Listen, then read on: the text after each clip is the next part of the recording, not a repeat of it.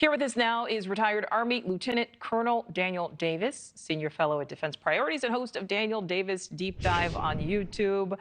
Colonel, always great to talk to you. I was going to start by talking about the U.S. airstrikes, but I have to start with this latest element here, at least 4 more drone attacks. It certainly seems whatever message the U.S. is trying to send is not being delivered, is not being received.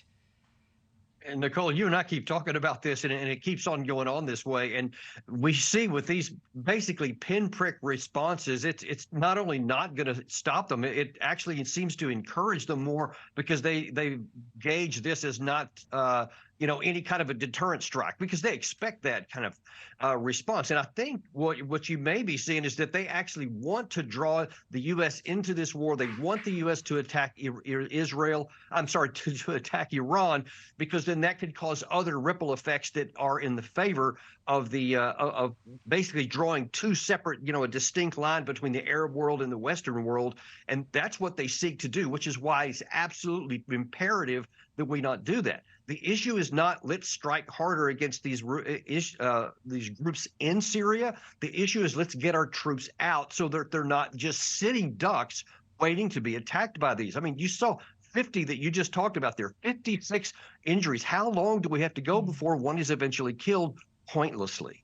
And Colonel, so let's get back to the fact that, the U.S. had conducted more airstrikes, the 3rd since October 26th. We heard the statement from Defense Secretary Lloyd Austin there during Kelly's report, basically saying, the U.S. will not hesitate to do what's necessary. What do you think that means at this point, seeing what we're seeing?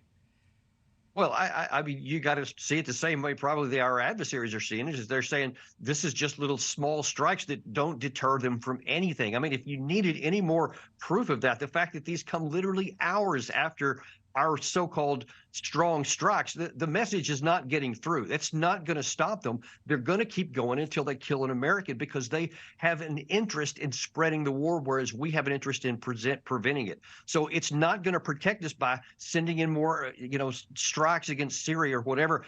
And you see also, it's not been reported much today, but there have been 5 strikes into Syria by the Israeli forces. So that whole area is starting to heat up, and all of that is a dangerous possibility of escalation. All right, so you say that, sending in more strikes doesn't seem to be deterring them, as we see a response just a few hours later. We know right now there are a few thousand U.S. troops in Iraq.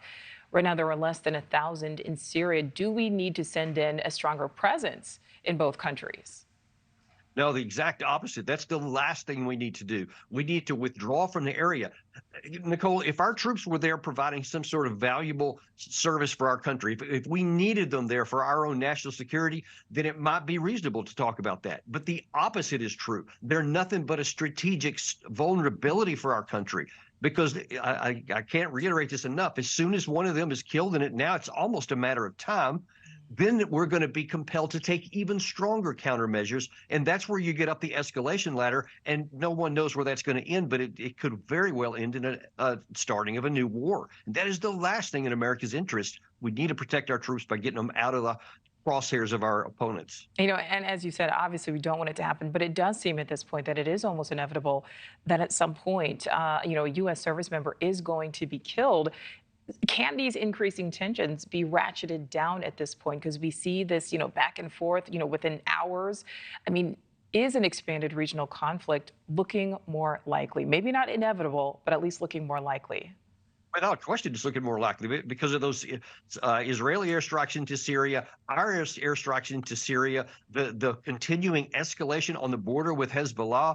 All of these things are showing that the tensions are rising, and we have to do something to tamp them down. And the only thing we can do right now is to get our troops off the battlefield, off that battlefield where they're not helping us. Because you just said there's been 50-something since October 17th. So that shows you there's no issue, no intent for those violent groups to slow down their attacks. They're just going to keep going until they succeed. All right, retired Army Lieutenant Colonel Daniel Davis, always great speaking with you. Thank you. Thank you. Thank you for watching. Go to newsnationnow.com to find News Nation on your television provider. And don't forget to click the red subscribe button below to get more of News Nation's fact-driven, unbiased coverage.